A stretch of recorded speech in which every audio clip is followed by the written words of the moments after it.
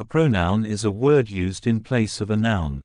It can replace a person, place, thing, or idea.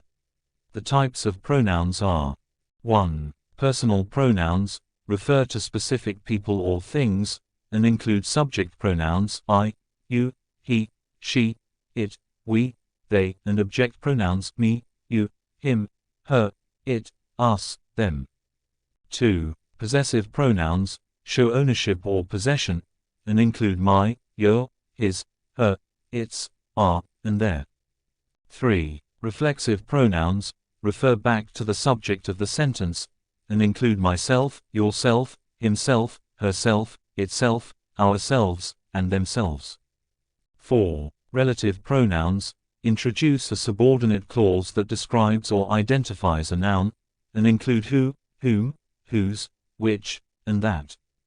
5. Demonstrative pronouns indicate a specific person, place, or thing, and include this, that, these, and those. 6. Interrogative pronouns used to ask questions, and include who, whom, whose, which, and what.